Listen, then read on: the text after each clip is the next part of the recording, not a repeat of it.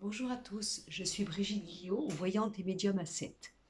J'aimerais partager cette vidéo avec vous ce matin pour vous expliquer une expérience qui m'est arrivée il y a à peu près une vingtaine d'années et qui, bien entendu, m'a permis de comprendre beaucoup de choses dans mon métier, dans mes formes de voyance et notamment sur la puissance de l'être humain.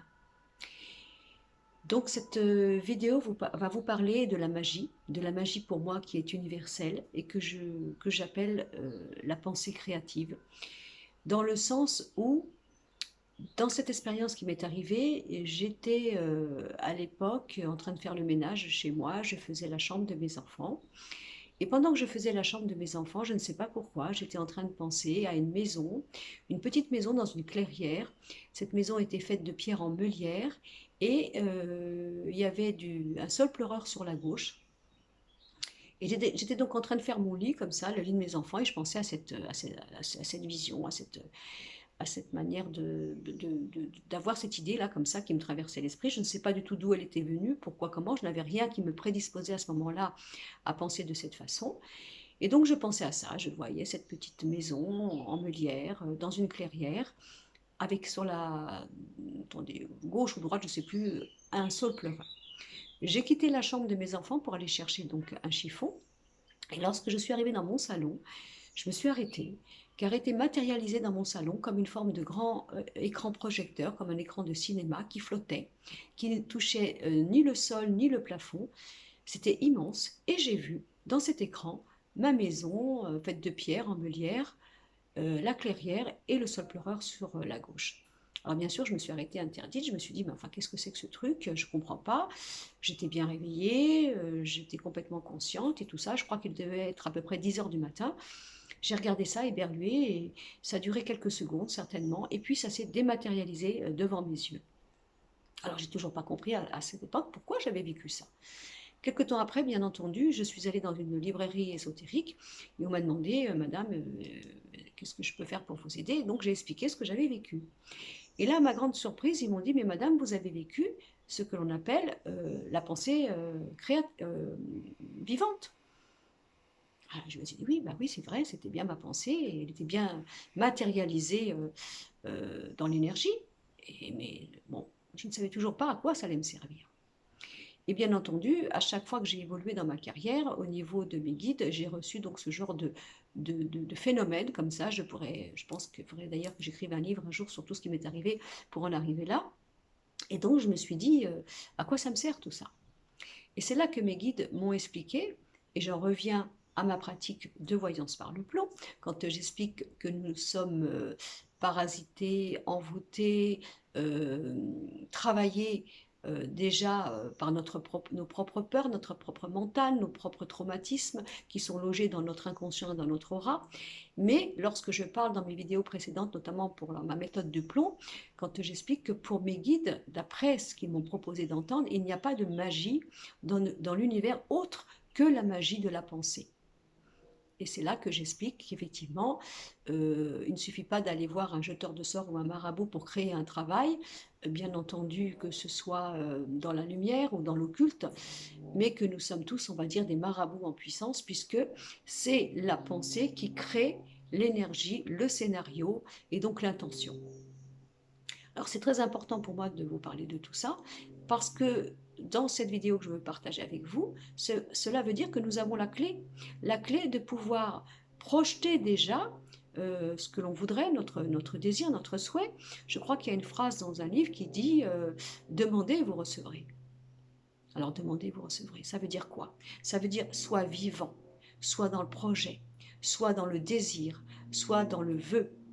Et à partir du moment où on le sait tous, on a des projets, eh bien, on visualise quelque chose, on le souhaite, on le crée dans la tête et dans le cœur, eh bien, le projet est vivant, le projet est créé.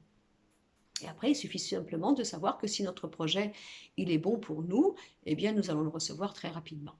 Alors, c'est très important aussi parce que j'explique cela, il y a des personnes qui me disent, mais oui, mais moi, Brigitte, quand je demande, je ne reçois pas. Alors, je leur dis, comment vous demandez? Alors, les gens me disent, ben voilà, moi je souhaite ça, je veux ça absolument, etc. Et c'est là que je leur dis, là, il y a peut-être un petit problème. Parce que la vie est intelligente, notre incarnation est intelligente et nos guides sont intelligents, bien entendu. Et parfois dans notre vie, combien de fois il vous est arrivé peut-être de vouloir quelque chose d'une manière ardente, de ne vouloir que ça et d'en être presque hanté par rapport à ce projet ou à ce désir et de voir que les choses ne se passent pas comme on voudrait. Alors on pourrait se penser, alors il y a des gens qui sont privilégiés et il y en a d'autres qui ne le sont pas, puisque demandez, vous recevrez, certaines personnes reçoivent et d'autres pas.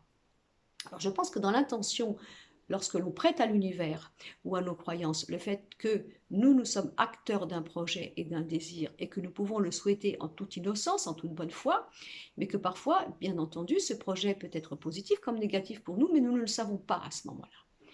Donc quand nous projetons un désir, un souhait, nous pouvons très bien dire, voilà, on va dire, bon, moi je suis Brigitte par exemple, je m'appelle Brigitte, à ce jour dans ma vie, je pense que, j'aimerais que cela arrive dans ma vie, donc je fais le projet de déménager, d'aller dans une autre région, de voir qu'avec une relation sentimentale, les choses aillent, ça marche, ou que, enfin, plein d'autres formes comme ça de désir, et on peut très bien dire, je souhaite, je lance à l'univers, je lance à mon esprit créateur, je lance à Dieu, qui vous voulez, à mes guides, le projet de, et on visualise ce que l'on voudrait. Mais on peut très bien dire, si c'est bon pour moi, alors guidez mes pas et mes démarches vers les bonnes personnes. Donnez-moi le verbe et la parole juste pour que je puisse bien m'exprimer. Faites que je puisse être intelligente de bien recevoir les signes qu'il me faudrait pour créer donc ce projet. Aidez-moi à cela. Mais si ce n'est pas bon pour moi, alors faites-le moi savoir. Alors je peux vous dire que c'est magique et c'est puissant. Parce qu'en demandant de telle façon, pardon je bafoue comme d'habitude, et en créant quelque chose que nous désirons, que nous croyons être bon pour nous, eh bien nous sommes d'abord entendus, mais si nous y mettons la possibilité que malgré notre conscience du moment et notre cœur et notre vérité, cela peut être négatif et nuisible pour nous, et que bien entendu la vie qui est intelligente et ceux qui nous protègent de là-haut ne vont pas nous apporter un poison. Alors si nous demandons de cette façon, c'est-à-dire que nous acceptons de recevoir une réponse négative, mais je peux vous dire que lorsque l'on reçoit une réponse négative sur un projet que l'on croit même fortement et ardemment, eh bien lorsque nous recevons la réponse, nous ne sommes jamais déçus. Parce que la réponse est tellement dans une évidence de nous montrer que nous étions dans l'erreur, ben nous comprenons tout de suite que nous avons cru créer quelque chose qu'il nous fallait, alors qu'en fin de compte, ce n'était pas aussi bon que ça.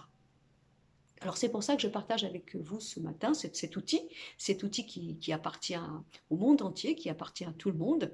Soyons créateurs de nos projets et donc de nos désirs. Soumettons à l'univers ce projet et ce désir, mais acceptons que ce projet et ce désir ne se fassent pas parce que nous n'avons pas la conscience immédiate dans le présent et dans notre prise de conscience du moment de comprendre que nous sommes dans l'erreur. Si par exemple vous comparez la vie à un labyrinthe, hein, et dans ce labyrinthe il y a justement vos passages obligatoires, c'est-à-dire votre destin. Vous, comme je vous ai dit aussi dans d'autres vidéos, nous allons avoir le libre arbitre de pouvoir prendre certains chemins de ce labyrinthe, pardon, pour aller justement vers notre destin, là où il était prévu que nous arrivions. Mais nous pouvons aussi prendre des chemins où il y a des impasses. L'univers en général essaie de nous prévenir lorsque nous désirons quelque chose et que nous voulons faire quelque chose, parfois de nous montrer des retards, des empêchements, des blocages. Et nous, en tant que personne humaine, nous insistons, tel le bélier qui veut défoncer une porte, on y va, on insiste et on se rend malade. Alors que si nous prenons la précaution, bien sûr d'être acteurs de nos choix et de nos responsabilités, et donc des actions nécessaires à faire pour justement aller vers ce projet. Mais que nous avons aussi la conscience ouverte pour regarder les signes. Hein, aide-toi et le ciel t'aidera. Eh bien, nous pouvons nous rendre compte que parfois, nous avons déjà des clins d'œil pour nous montrer que dans ce que nous voulons ou dans la direction où nous allons, nous ne sommes pas dans la bonne voie et nous allons rencontrer une impasse. Donc, pour éviter d'arriver au bout du chemin, où nous allons bien sûr découvrir au bout de quelques semaines, quelques mois, voire quelques années, que nous avons été dans une forme d'énergie négative et stérile, et donc d'arriver au bout de ce chemin et de voir qu'il faut faire demi-tour. parce que là va se trouver une impasse, eh bien nous pouvons bien entendu regarder aussi les signes que l'on nous envoie par la vie, la nature, les autres, une image, un film, un livre, un conseil, une conversation que l'on entend dans la rue, tout ceci nous parle. Tout ceci est là pour nous parler, pour nous guider, pour nous apporter des réponses. Eh bien si nous faisons cette reliance entre l'être humain dans sa personnalité, dans sa responsabilité, mais en même temps de se servir des signes que nous renvoient nos guides, nos défunts, l'univers et notre propre esprit pur, notre vieux sage en nous, alors nous saurons faire rebrousser chemin, pardon, lorsqu'il est encore temps, en se servant de tous ces outils pour se rendre compte que notre démarche ou notre désir n'est pas bonne pour nous. D'ailleurs, vous remarquerez aussi combien de fois vous vous êtes dit, il y a des périodes dans ma vie où j'ai l'impression que tout s'ouvre. Je suis presque propulsée, ça devient magique. Ça arrive à une vitesse dingue. Tout s'est fait en quelques jours. Parce que là, vous êtes dans la bonne voie. Vous êtes dans la voie qui est la meilleure pour vous. Donc, c'est pour ça que c'est important de créer par la pensée vos désirs, vos projets, mais en même temps en étant à l'écoute des signes, donc on va dire de votre intuition, de votre clairvoyance, de tout ce que l'univers peut vous renvoyer pour vous montrer si vous êtes dans la bonne voie ou dans la fausse route. Voilà.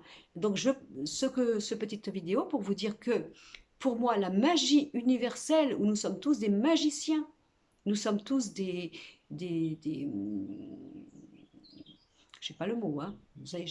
Ça va pas être, je vais rebondir. Nous sommes tous des créateurs, nous ne sommes pas des marionnettes, nous avons la possibilité et l'offrande de pouvoir devenir des personnes qui créent, mais parfois nous créons dans le mauvais sens de nous-mêmes et dans quelque chose qui deviendra de toute façon stérile et négatif. Donc il faut se servir de notre pensée, car notre pensée est ce que nous serons demain, ce que nous aspirons à être demain. C'est une manière de créer notre devenir dans le choix, dans le désir, dans le cœur, dans l'envie, dans le projet, et bien entendu de regarder par la suite si ce que nous avons cru être bon pour nous est vraiment bon dans notre futur, dans notre destin, et donc de relier le rationnel à l'irrationnel. Aide-toi et le ciel t'aidera. Parce que je finis toujours mes vidéos en vous proposant de comprendre que la vie est belle, c'est notre amie, elle ne s'acharne pas contre nous, elle veut simplement nous aider à réaliser cette incarnation en devenant à la fin de notre vie enseignés, riches, expérimentés, libérés de cette expérience terrestre qui est simplement là pour enrichir notre âme de ce qui lui manque encore à comprendre, à recevoir ou à se défaire. Et il suffit simplement de faire un partenariat avec le visible et l'invisible. Alors, mon dernier mot, n'oubliez pas que la vie est belle et que tout est beau, tout a un sens, tout est là au bon moment et rien n'est stérile. Il suffit simplement d'ouvrir tous nos sens tout en étant pragmatique, réaliste, les pieds sur terre, mais non, sans oublier notre partie spirituelle et de savoir que tout est là pour nous parler. Alors, je vais finir encore par une phrase, je ne fais pas de religion du tout, mais cette fameuse phrase qui dit ils sont aveugles mais ils ne savent pas voir. Alors, pour mieux voir, regardons le monde de l'invisible, qui n'est là que pour nous aider et nous aimer et nous faire devenir ce que nous avons souhaité d'être et de finir avant notre incarnation pour embellir, enrichir notre âme. Prenez tous soin de vous. C'est la période de l'été. Les festivités vont recommencer. Nous allons enfin pouvoir reprendre une liberté bien méritée. Et je pense que dans toute expérience de la vie négative, c'est juste pour nous proposer comment il faut justement vivre la vie, la croquer et prendre conscience des bonheurs de tous les jours. À bientôt!